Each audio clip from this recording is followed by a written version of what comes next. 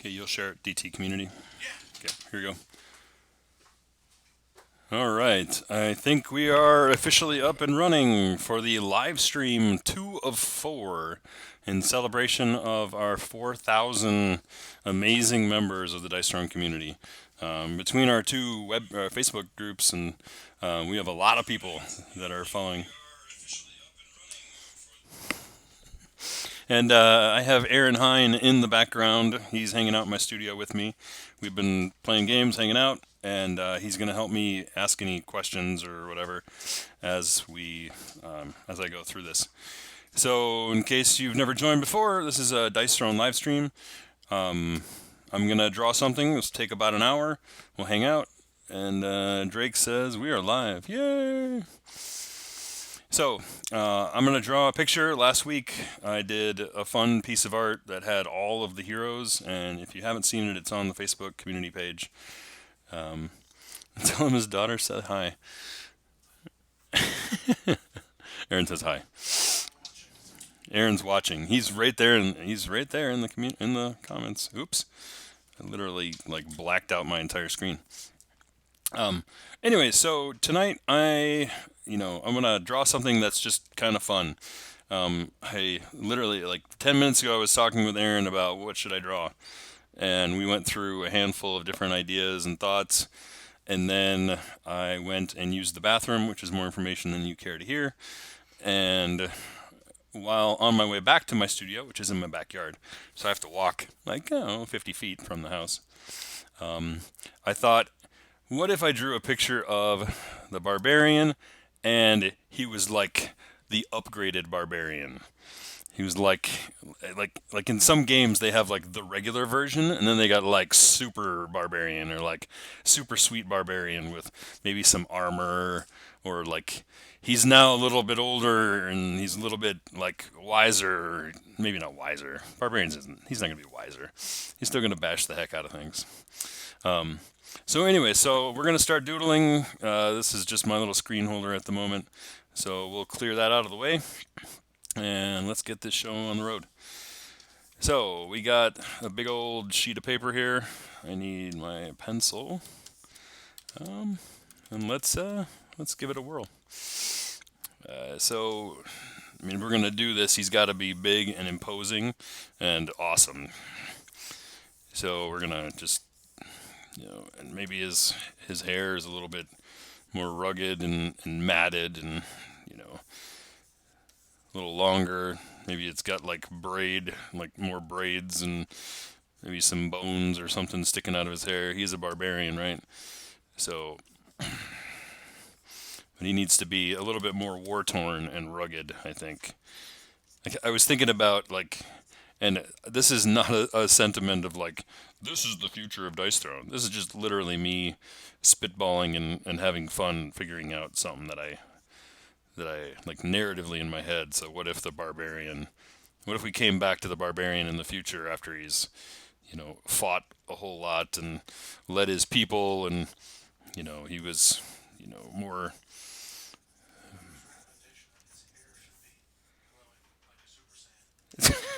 His hair should be glowing like a Super Saiyan. Nice.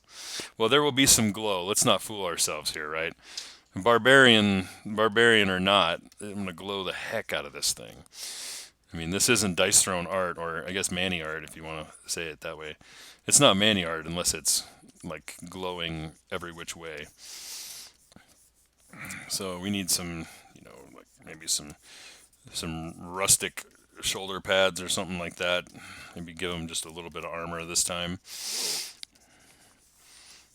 Probably not full plate mail armor or anything like that, but something rugged and sweet, maybe made with bones. And what's funny is I love the Barbarian, but when I think through the whole notion of what a Barbarian is narratively, this unhinged warrior with skulls and bones and stuff, it's it's a little intimidating. It's actually not me, really, personality wise. But in game, holy buckets, do I love me some hack and slash and smash. So maybe it's just my outlet, or the way that I get to vent. my feelings or something. Maybe I need to express my feelings more. That could be. All right, so there you go. So he's gonna be Mr. Imposing, and he's not gonna look like a dwarf. Sorry, Drake. It's just not what he is.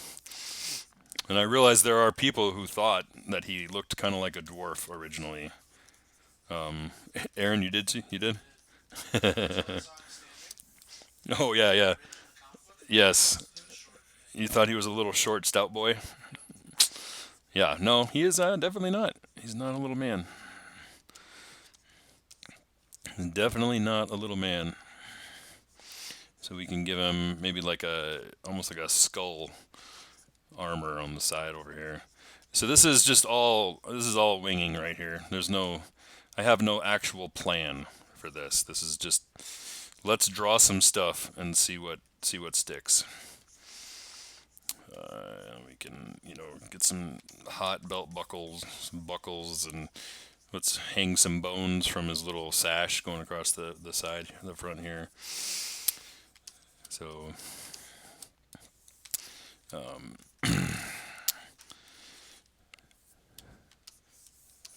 I think there's his chest, and then we need. This almost feels kind of like the idea of like Conan as he gets older and older in his days, and he starts, sitting on that throne, looking awesome. So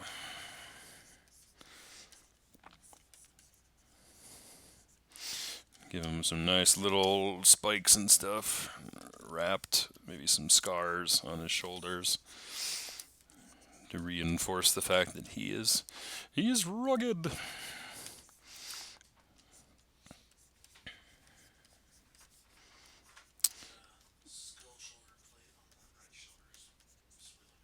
Yeah, I'm liking the shoulder spike or the shoulder pad made out of some kind of animal creature skull. And then probably his axe. I mean, he'd have a bigger axe probably as he gets, older. Because no sensible man would have a small axe anymore. With some chips out of it, and we'll smear a little bit of, schmutz or blood along the outside there. So, boy, if he shouldn't have. Let's get rid of that little arm right there. So I like the idea that maybe he's just a little bit thicker in the midsection now. He's put on a little weight. He's a little meatier. Right? That's what happens when you get older, right? You get a little meatier. Some of us do. Not me, though. I'm svelte as all get out. I think that's a word people use, right? People use the word... Do people use the word svelte anymore? I actually don't know if they do. You obviously, Aaron, do not use the word svelte, so... I have to say it's a fun word to say. Svelte. Svelte. Svelte. Chouse. That was an interesting discussion we had one day where we were talking about the word chaos and how the word chaos looks like you should be able to say it chouse. And then, of course, that got into other discussions of like, so are there other words like that just like once you start saying them incorrectly, is there really any, you can't really stop at that point, right? You have to just say the word wrong every time. And that's enjoyable. So let's see here. We got shoulder. Okay.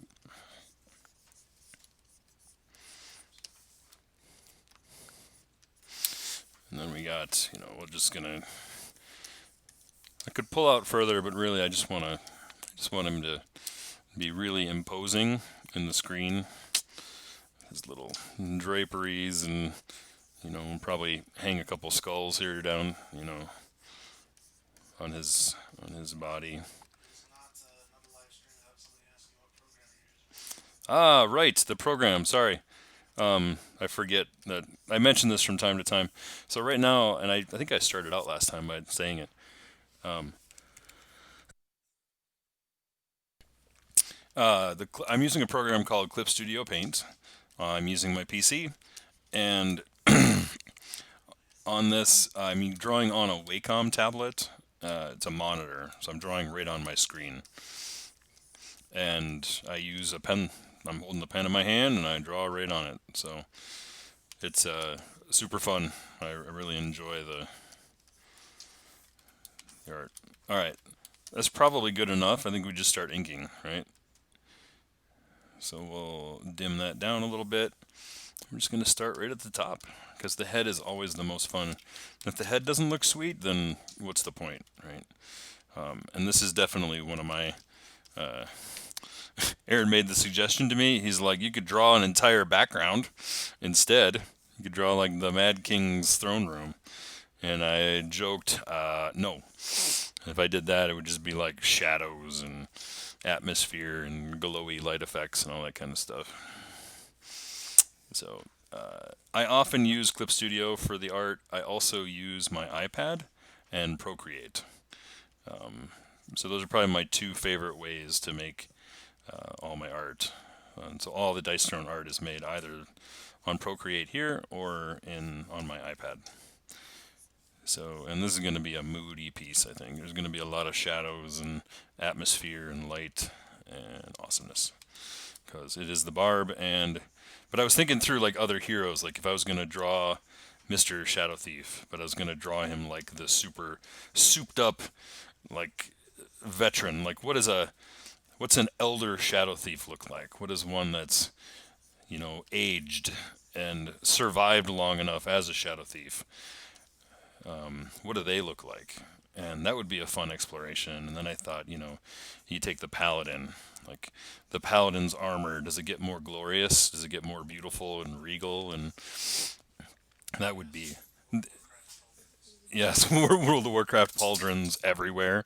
Like his pauldrons have pauldrons, and like on his elbows he's got pauldrons, and on each knee and each knuckle is just like an extra pauldron.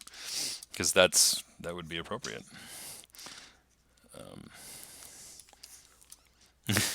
But I thought that'd be kind of cool. Like most I don't know, most games, narratives, things that have intellectual property like this, I don't think they tend to allow their heroes to age. And obviously, I mean, other than me drawing this, I have no clue as to what I would ever do with it, other than just have fun, just enjoy the process of and imagining the world and the heroes in different forms. Yep. So I don't know. It's fun. It's just kind of an enjoyable exercise. And because I love the lore part of the a lot, and hopefully in the future we'll be able to invest in that more because I think there are a number of people out there that all want to learn more about this universe, and I think it's worth exploring. But I think I've said before, it's gonna take some time because we gotta build the fan base up in order to support that exploration of lore. Whether that's comic books or other books or the idea of art books or lore style books, like the idea of okay, you can read up on the world and who is the Mad King and who are these heroes and do they have families? Do they have people that they know and who are they fighting for? Why are they fighting? All that kind of stuff. It's kind of cool to even think about as I'm saying it right now. So, and honestly, even right now, I don't exactly know what I'm. I know what I'm drawing, but I don't totally know what I'm drawing.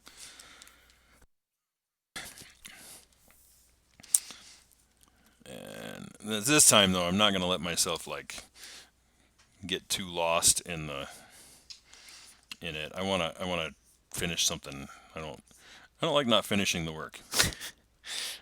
And I know a lot of people didn't mind the fact that it took a little longer for that last one. But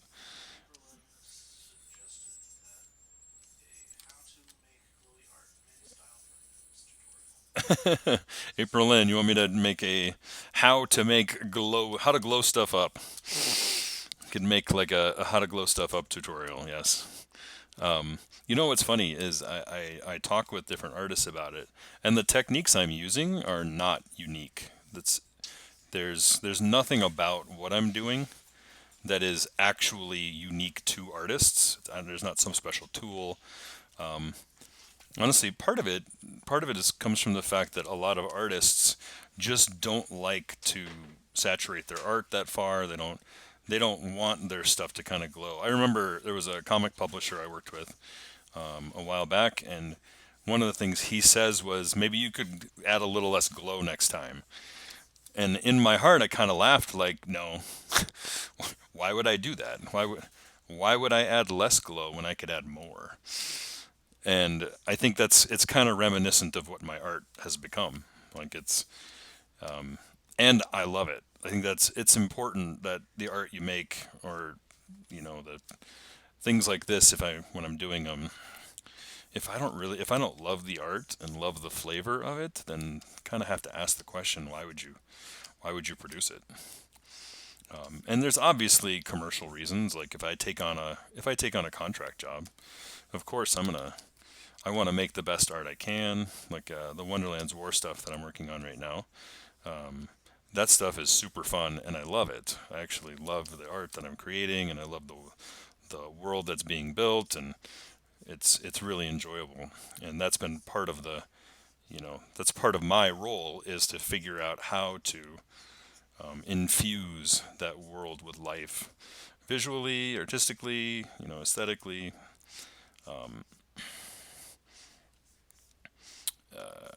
And so, that's it's important. It's important to me that I love the thing that I'm making. And I know sometimes jobs happen and people have to do work, and they don't always love everything they do. And it doesn't make work subpar, it doesn't make it bad. But if you can string those two things together, if you're lucky enough to be able to draw something or create something that you actively love, and you get paid for it, or you get to, you know, have work, then it's kind of like a triple bonus score in Scrabble, or triple word score. That's pretty awesome. And so right now, being able to make art for Dice Throne it's an amazing thing. Like,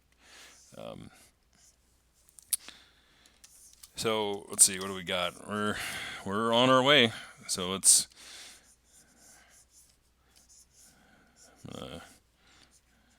don't know if I have to speed up necessarily, but I feel like I'm going a little slow.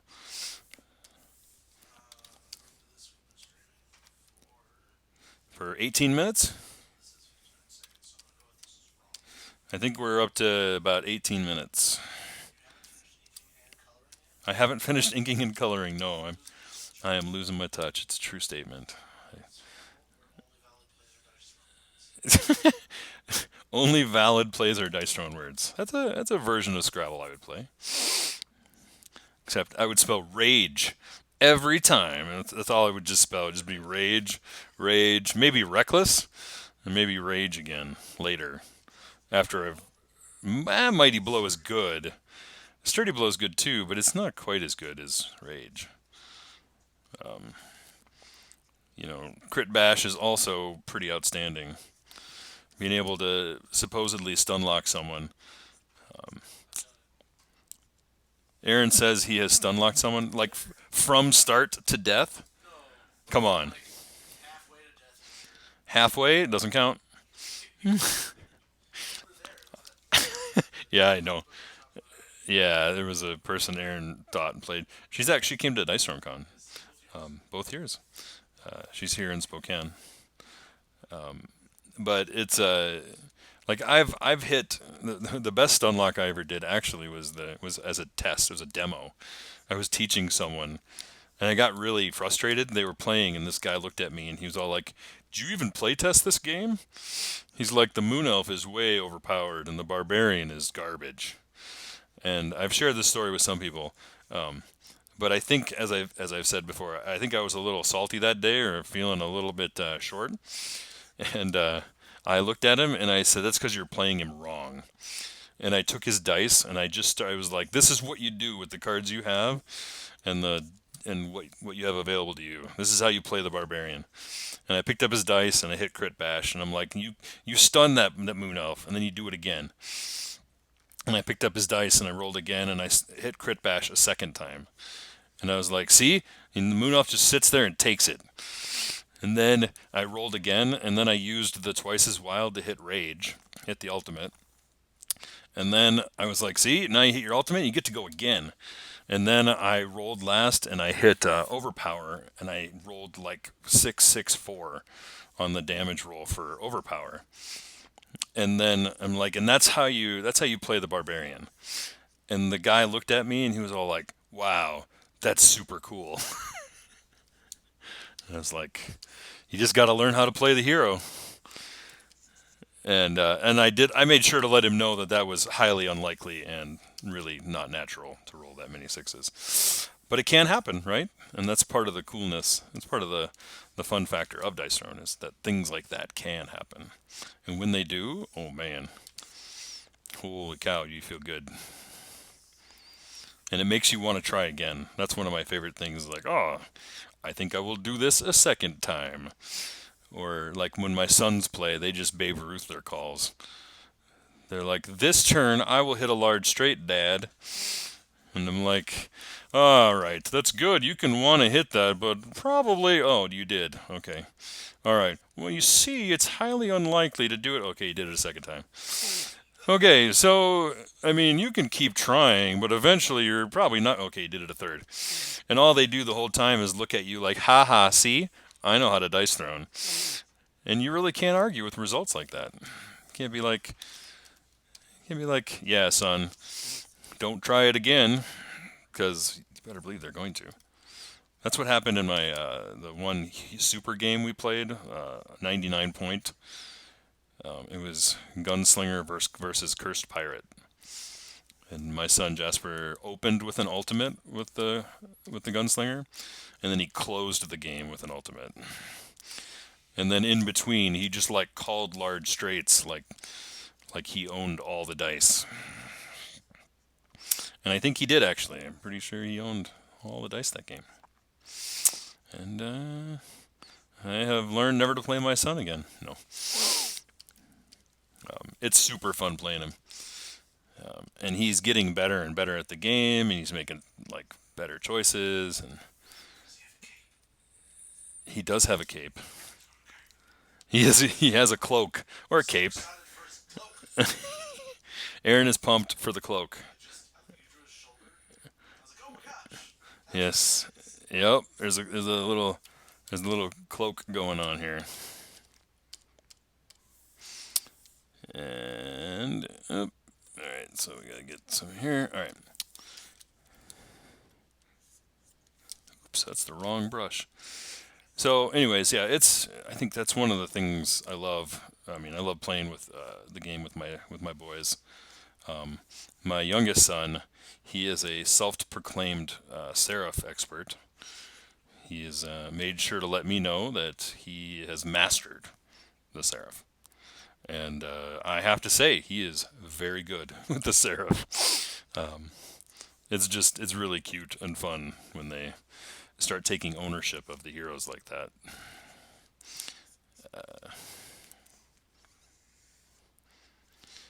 All right, so let's.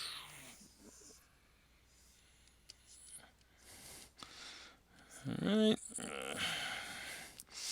Got to get a nice skull in his belt, because that's what he has on his regular hero version.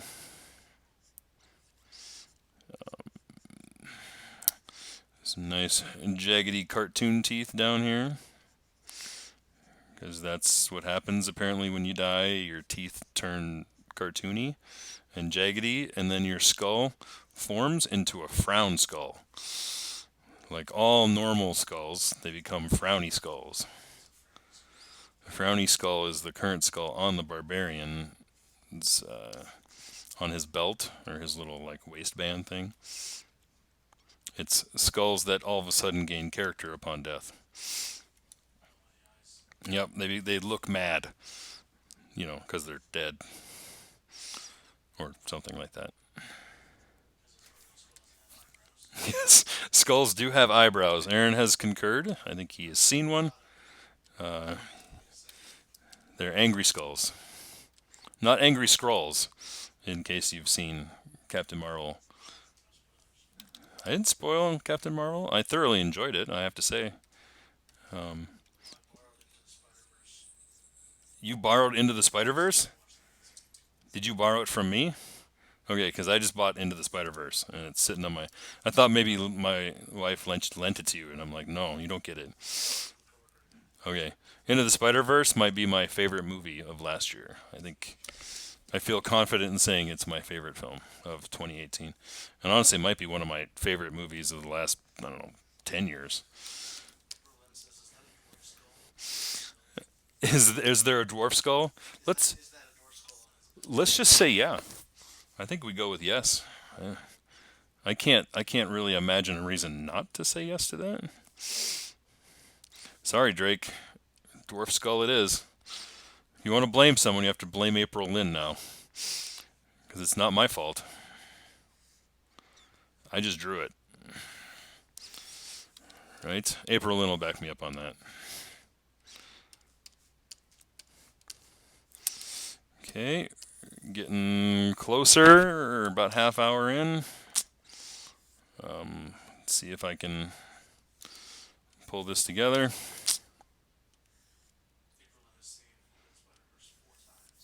It's because it's amazing. She's seen April Lynn. She's seen herself 4 times, probably more than 4 times. Um, yes, it is outstanding.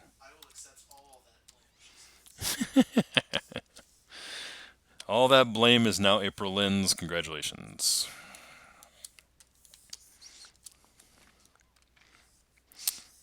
All right, so let's gonna get some like tethered ropes going on here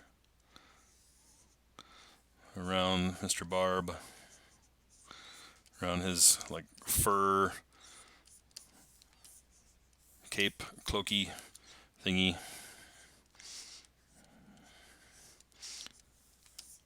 And yeah, this is an interesting exploration. Actually, I've probably spent more time than I should think about like what would the barbarian look like as he, became more savage or more. If he embraced his people and his role and all that kind of stuff. Some scars and scratches on his arms. Like he was fighting a saber-toothed tiger, maybe? Oh, that could be interesting. Not going to draw that right now, but so yeah, it's interesting. Interesting drawing, just exploring different ideas. Yeah, I mean, right now a lot of the season 3 stuff I can't really share too much of at the moment, other than what people have actually played at conventions and played with us at shows. Oh, and a small plug. I leave tomorrow for Portland. I pronounced the word night wrong for an entire 26-hour drive to Florida once when, oh, yes, and you pronounced it properly. Um, so I leave for Portland tomorrow. I'm going to a smaller convention called Game Storm. I believe there's probably 2,500 people, I have heard, that attend that show. Did Nate just join? Nice. Greetings, Nate. Um, it's a smaller show, and I am lucky enough to be a guest of honor at that show, which is a lot of fun. Um, fun story, not meant to be a belittling story to them. But when they messaged us, they said we would like one of the people from Dice Throne to come, and so at the time, I was able to come. Nate was not. Nate will be out of town. So, um, So I get to go. I'm doing. There's 10 panels I do over the course of 3 days, and then I have a bunch of sessions that I get to game sessions, so people can come and I'm gonna bring season three, and then I'm also gonna have one of my own personal games there that I have been developing with Aaron Hine called Neon Rain, and so I'll have that with me, and people can come play test and enjoy it.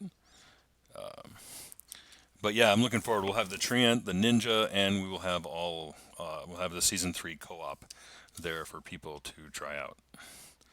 So that'll be super fun.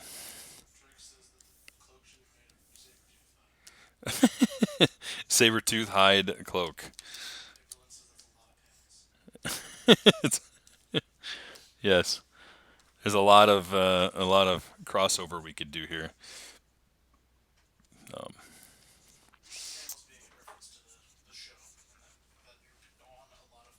oh, I'm on a lot of panels. Yes, that is a lot.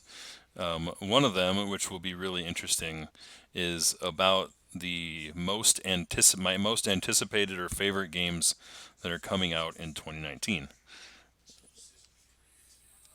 So yeah, season three doesn't count because it's not coming out in 2019. But interesting enough, probably there's one game I know that I'm super excited about, and it's a game called Skulk Hollow, and it yes, I'm not advertising it at all. It's a it's a kind of an asymmetrical game, a little bit, I guess. It, shoot, there was a PlayStation game where you were a dude riding around on a horse, and there were giant creatures you had to fight, and you had to climb around on them. Shadows of the Colossus, is that the game? Aaron, are you aware of this? So I think there's a game. It's called. I think it's a game called Shadows of the Colossus. It's this really amazing game, which I have watched. I have never played. Nice. Derek Ryder, good job. Very cool looking game. Um, but the game is you're basically these woodland creatures, foxes or whatever, and there are these giants, and you're fighting on them. So you climb on them, you climb around on them, dealing damage, and the game just looks super cool. Like it, I played one demo of it at PAX, I think, at PAX South. I don't remember. It's been a while since I played it, but I had a blast, and I loved the battle. I loved how it felt. So, anyways, that's probably the game I'm most excited about that's coming out this year. I'm trying to think of like the sad part is I don't play a ton of games, and that's partly a byproduct of making games is when I make games, right? When I make comic books or any of that kind of stuff, I have a tendency not to consume as much of it as when I'm not. Like I watch a lot more movies and shows and read comic books more when I'm not making those things than when I am. So I don't know that every creator is like that. Some people they spend a lot of time consuming, and that's cool. I don't know. Let's see here. Pog Throne? Pog Throne's fun. Derek, you were asking about Pog Throne? Hmm.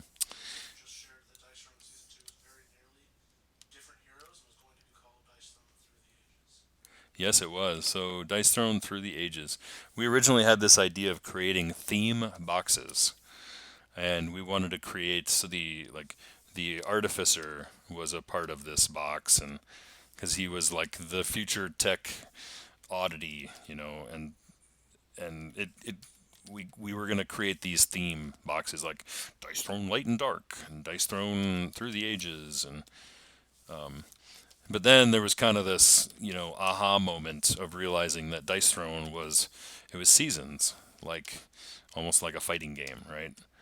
and that was kind of a big deal when when that revelation or realization set in that the seasons of Dice Throne was where we belonged. So hey, maybe it's a bear hide. Maybe. Who can know for sure, right? We need some golden things in here. So, yeah, there's lots of ideas we've had. I think the truth is with Dice Throne, there's more heroes and more things that we want to do than there is time in the week or month or year or whatever. Like there just is literally not enough time to do everything we want to do for Dice Throne.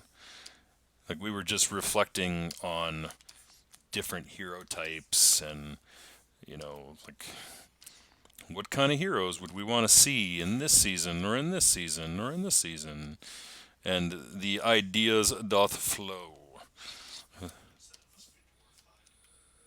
It must be dwarf hide. Yeah, I didn't want to say that, Drake, but yeah, it is. It is. It's at this point, it's just kind of sad that there's a dwarf and everything, and it's always dead. Or sorry, Drake. For those of you who don't know, Drake is the guy who does most of our. He did our live streams at both of our Dice Throne cons, and it was he brought a shirt to that said Dice Throne needs dwarves, and so we've had just kind of an ongoing, fun, nerdy feud back and forth where anytime he ever talks about dwarves, I feel obligated to let people know that dwarves are dead in Dice Throne and that they'll never exist. And that doesn't mean that's true, but I sure do like saying it. That's for sure. I like saying that as much as I love beating Drake at Dice Throne. So both of those are fun. So was that too low? That was that too low? I'm sorry. I'm sorry, Drake. I'm sorry, Drake. I'm kind of sorry, Drake. I don't know if I'm actually sorry.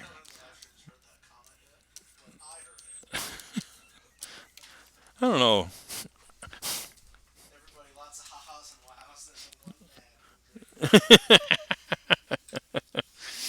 Uh, sorry, Drake. No, I'm not actually sorry. No, I'm kind of sorry. Actually, I'm kind of conflicted. Actually, I think it's probably more than what I am right now.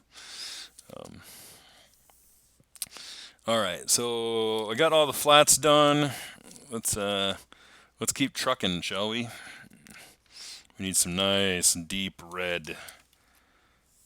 Look at those red teeth. Oh, that's nice. So we got some red teeth and red eyes. I got to fix that. All right, so now we're. Oh, I'm sorry, Drake. Actually, I'm not. I'm just not gonna lie. I'm not actually sorry. But I am definitely sorry that I'm not sorry. I think that's fair. I think that's a fair sentiment.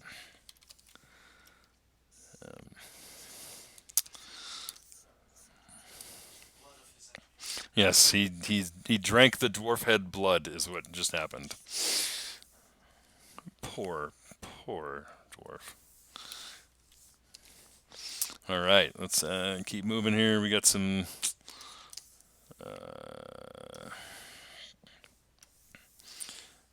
Gotta darken this sucker up a little bit. This is gonna be moody, just like a barbarian. So moody. Not the moody blues or anything like that, but you know.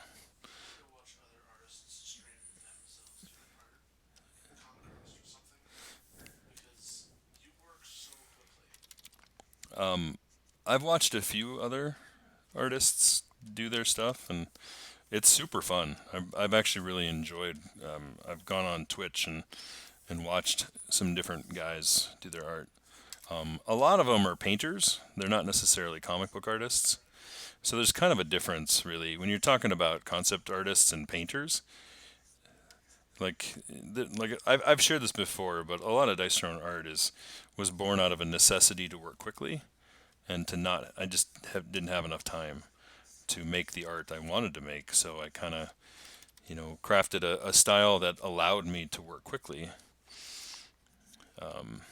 and that's just kind of where dice thrown started, really. And it was before dice thrown that I was working on this look and this what people have jokingly or not jokingly called kind of like an American anime look, because it's definitely not straight up Japanese anime, but it definitely has a little bit of that feel to it, and especially the way it's shadowed, like this hard edge. I hated the hard edge shadows for years. It took me a long time to embrace the look that is now has kind of lovingly been dubbed as a dice thrown style of art. I think it's almost no longer me. It's dice thrown. It's dice thrown style, which is kind of cool. It's neat it's kind of taken on a life of its own. It creates a fun thing when if I ever draw anything on my own Facebook page. Because as soon as I draw something on my own Facebook page, people hop in and they're like, "Is that a new Dice Thrown hero? What if this is?" Yeah, and then the conversation starts of like, "What if it could be?" Yes, yeah. Joel took on the opportunity to have a discussion about what one of the pieces of art I did, what the ultimate would be, and what the character would be like, and named. I don't know if he's the one who started that, but there was a few people that were having fun uh, reimagining one of my pieces of art as a dice thrown hero, and that is super cool. It's super fun. So I don't mind that at all. And what's funny is when I draw something that's obviously not dice thrown, and people are still like, "Ooh, new dice thrown hero." No, that's a little girl, and that's a little girl, and she's got goggles on, and it's Victoria.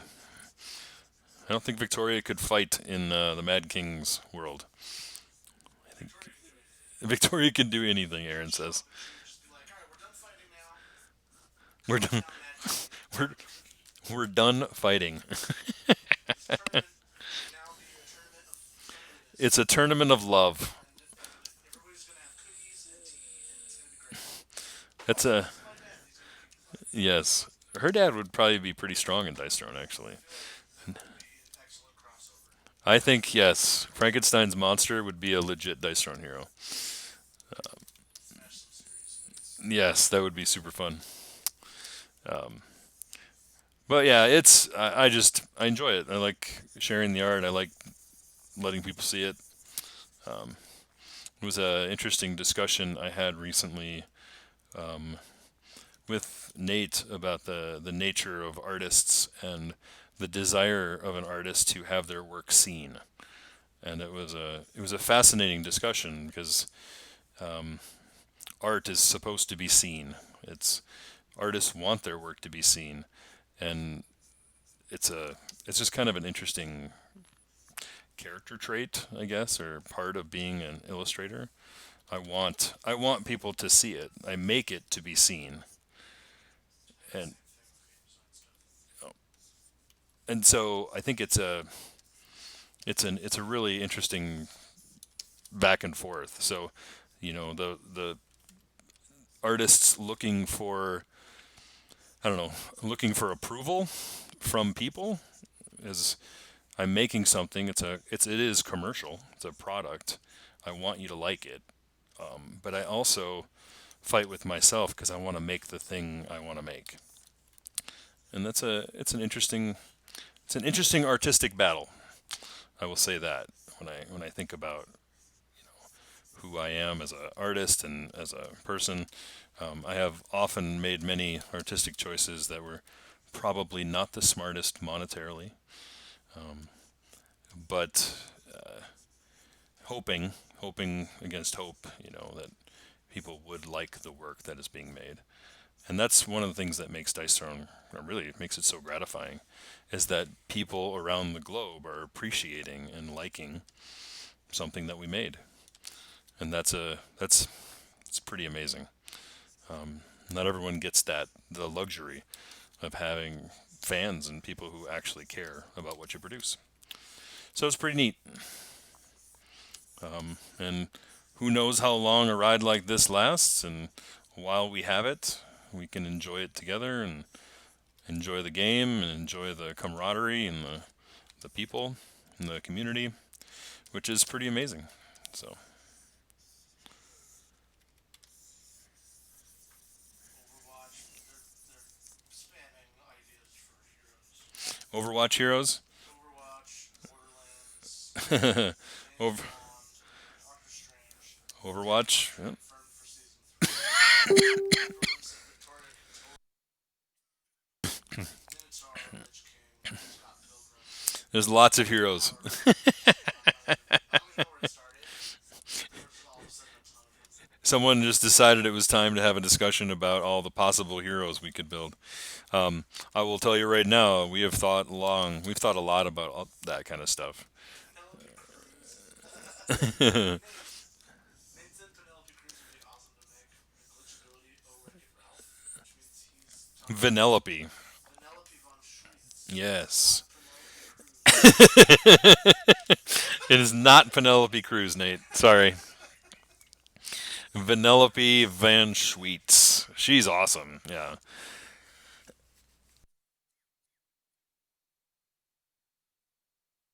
So I'm gonna wreck it. Uh, gonna wreck it. Such a good movie. It is a excellent movie, and I loved the sequel was amazing as well. I have not seen Ralph Breaks the Internet. It was a lot of fun. I had a great time.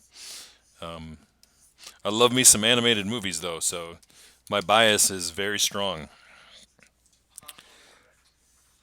Autocorrect. Oh, it auto corrected. Nice. Joel Smart asks, what's the upper end of character complexity level that you think you will ever build? The upper. What is the upper end of character complexity that we will build? Boy, that's a. I think that's probably not an answerable question. I think honestly, what will probably happen over time is we're gonna uncover new styles of play and new ways to build heroes. If you look at season two, sorry, I need to take a drink of water. There are things that we are doing in season two that Nate and I for sure did not even realize we could do as a hero. Like I remember when we talked about flipping the board for the shadow or for the cursed pirate. That was it was eye opening for us, and we started realizing, well, how else can we break things? Not break things, but bend them. And I remember very early on, Nate made the comment that any rule we put in Dice Throne, we should also break it, so that we continue to set the precedent that we will break our own rules, that we will create new ways to play, that we're not going to lock ourselves in. And I think that there's a lot of freedom in that. There's also a lot of scariness because I think there are of course things that whenever you make any game, any product, you think about, okay, here's what we did. This is what we like about what we did. Here's what we didn't like about what we did. Here's what we would change if we were to go back, or if we were to, you know, I mean, of course there are things you would change. No product is ever perfect when you produce it. All you do is you make the best thing you can make when you make it. And I think that it's important for any game designer or any illustrator, artist, person who wants to create is the realization that it will never be perfect. You will just simply try to do your very best to make the best product you can. And I think that I know, I remember reading, I forget where I read or was, talking to someone about this, but that it is often better to create something than it is to think about and try to create the perfect thing. Like, it's people who make things are the people who eventually make amazing things, not the people who sit around waiting and hoping that they'll make amazing things, or that they can finally get that perfect script or that perfect movie made or the perfect piece of art or the perfect anything. Perfection just simply doesn't exist. You can be very good at what you do, you can make amazing things, but when I go through and I look at ArtStation and I look at artists that exist out there in the world, in my opinion, I am definitely not one of the best artists. There are there are many times I've joked even with Gavin about projects, and I'm like, man, I'd hire that dude over me in a heartbeat because that guy's amazing. And not only are they amazing, but it's a global market now. So out there in the world, there are probably thousands of people that are as good, better, 10 times better. I mean, there's no limit, and there's people being born every day, which means that means there's going to be even better illustrators. 10 years from now, I'm going to be seeing people who are even better, and that's amazing. It's truly amazing. And there's the pride in me gets a little scared of like, so am I going to become you know I'm not a young man, but I'm not old. But in a handful of years, am I going to become obsolete in my own industry because I'm not fast enough, I'm not good enough, my art isn't there anymore? I think that's kind of a natural fear that any creative has. That will I lose? I know a lot of comic book artists feel that because comic book art tends to be all about what is hot, what's hot right now, who's the hot artist, who's the best artist, all that kind of stuff. And those guys, when they're hot, man, they make a ton of money. Everything about what they do is well received. They got long lines of people standing and wanting their signature and all that kind of stuff. But that kind of thing isn't. It's not permanent. There's a there's a big bad world out there, and there's a lot of people who make art and make it better. So I think, MacArthur says, I thought your line work was smooth and fast, but your shading is lightning. yeah. So Bruce, the shading. To me, this is the no-brainer part when I'm making the art, like the shadows and the highlights, and I got like 8 minutes left in my hour that I want to try to get done here, and I'm almost finished at this point. There's no glow yet, so you're safe because I haven't glowed it up yet, which means I'm definitely not ready. But I'm gonna have him kind of disappear into the darkness just a little bit more, especially down at the base.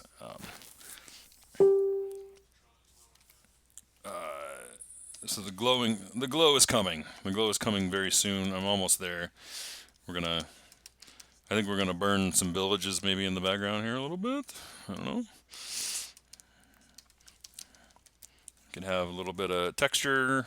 Joel says, better is a tiny bit subjective when it comes down to style, though. Joel, you're absolutely right. Better is a style.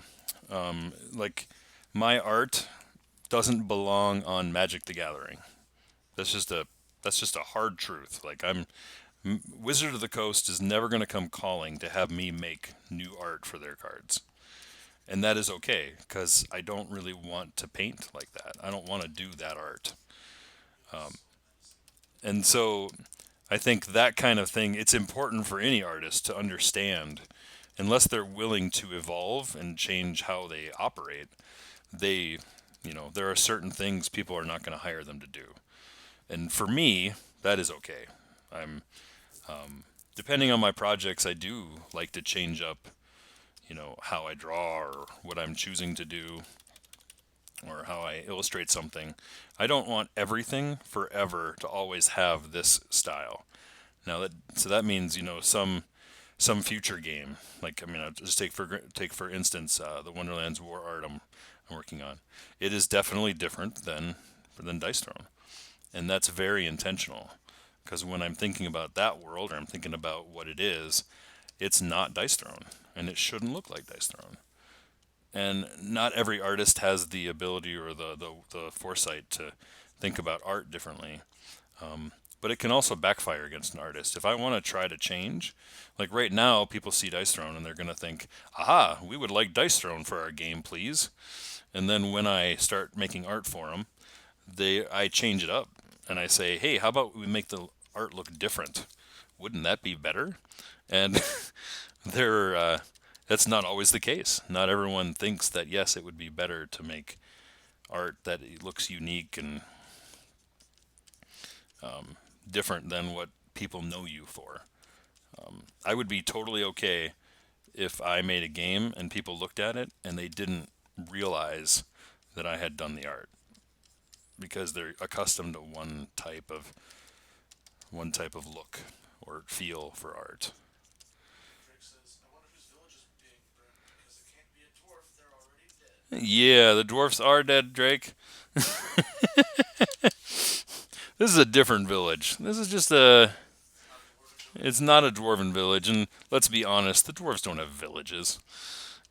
Even if this was a dwarf habitat, what am I gonna do? Burn the rocks? Come on, I'm gonna do that. That would be a waste of good fire. You know. Not if you're the pyromancer. Oh, the pyro, like Guaranteed level the whole mountain. like super pyro like this. Oh man.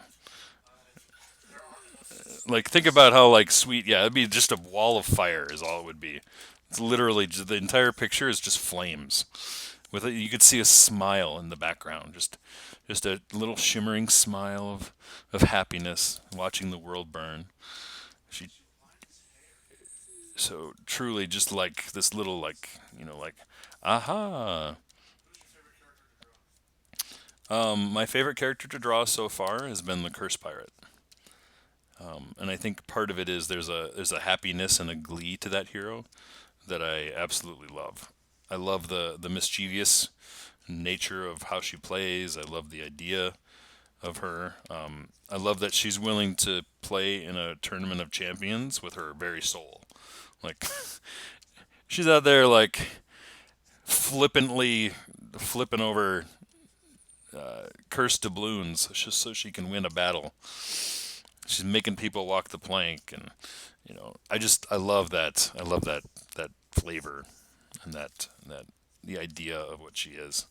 It's so much fun. Jonathan says he wishes you did a podcast just discussing these kinds of topics because he would totally tune in. So, John, you want a podcast? Like, I guess I don't know what topic. Just the random stuff that I'm currently musing about. Talk time with Manny. Talk time with Manny, Aaron says from behind me. Yeah. So it's actually something I've heard a few different times of, I could or maybe do something like that. I don't know. It would be interesting. I think maybe it works a little bit better for me when I'm doodling. So the idea of like I just draw for an hour and chit chat, that would be fine. That would be interesting. Um, Super Shadow Thief. Super easy. It's just a black page. He's never been seen. the Super Shadow Thief. It's just a black page. It's just a black page. Yeah, probably. So let's get a little bit of that. Copy of Monster Book of Hugs lives on her desk with her computer. Who said that? Sorry. Mother. And she occasionally Ah. browses it because she enjoys seeing all of the different art styles, nuance in the way that that book was drawn. Yeah, so Aberlin's referencing a book called The Monster Book of Hugs, and it's one of my characters called Victoria Jr., and it's her just interacting and hanging out with different monsters.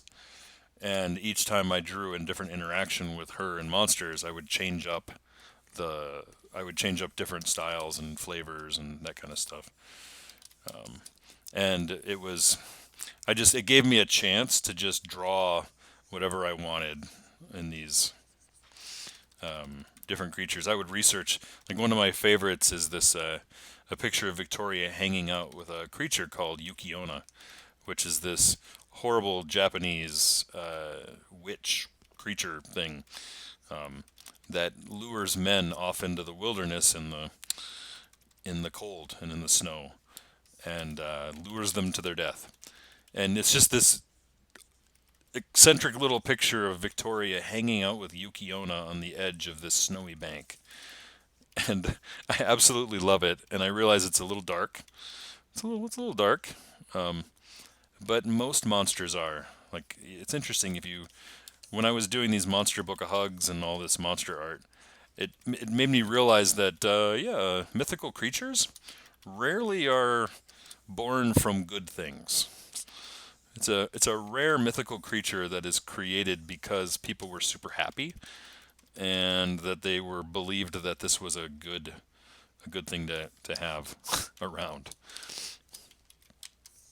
Um, Bob Ross commentary on your vocal pads is happening. Bob Ross, oh, on how I talk. You have Bob Rossian. I have a Bob Rossian way about me. Um, I've been listening to watch. that's fun. Um, Greg suggested a weekly show. you could do it. We could maybe do that. That'd be kind of fun. That would be fun. Even if it's just an hour, you just doodle whatever. Just draw whatever I want, and we're gonna we're gonna. Nothing It specific. doesn't have to be anything specific. He's menacing as all hell. Yeah, he's super fun. This is, He like he just did some serious mean things. and we're gonna have some soot flying around and some ash, because that's what I do. And you guys can try to wipe that off the player board. I mean, I, I have been told by people. Pyro I have been problems. told by people that they look at their pyro board and they try to they're like, what's that little dock? And I need to get that off there, and then they try to wipe it off the board, which you can't do. So, and that's intentional.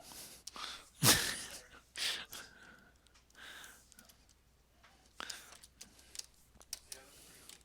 We could definitely get it set up. Yeah, that'd be fun. It'd be fun to do like a Twitch stream like that. I guess it'd be interesting. I think it's hard. Like I was talking to Nate about this, is that the live streams are equal parts amazing and kind of stressful because talking by yourself in a room makes you feel a little bit weird, like there's some kind of problem. Better than most people who do it for a living. Thank you, Aaron. Aaron said I do it better than most people that do it for a living. Um, but there's a surrealness to it. Like I realize that there are people listening. There's 20 people watching at the moment, and that's really cool. So there you go. I think that'll probably do for today. Um, 1 hour and 1 minute. 1 hour and 1 minute. But anyway, so yeah, I mean, the idea of talking to people like this it's a very surreal feeling because again, the interaction is coming, of course, through the text you guys have, and having someone like Aaron or someone to volunteer to help me hear the questions is super useful. Because when I first started out doing this, I would have to cross check the comments at the same time while I was drawing, and that made it slightly more difficult. That'd be So, different. so I made this pretty large. It's big enough. This is big enough to make a 16 by 20 or even How much larger do you print. guys order these on? We can we can. I want that. Can I order that? So no one can order this right now. But really, I should put these up and get them available to people for them to order things like this. The playing on the beach week. Another Yeah, one. the playing on the beach one, really, I should get that up and better. So, anyways, I'm headed out to Portland tomorrow, guys. The next live stream will be April 1st, and I promise that everything I say on that live stream will be a lie. I'm just going to let you know now. I'm going to make up a lot of things. And I'm really bad at April Fool's jokes, so you're probably going to hear me say April Fool's after every single one. So you're going to want to tune in for when I say the words April Fool's too many times in 1 hour. So thanks, guys, for joining. I appreciate all the people that hung out with me tonight, and Aaron for helping me out in the background. We will talk later. Bye. Flood of ha-has and thumb ups when they got to your everything I said would be a lie.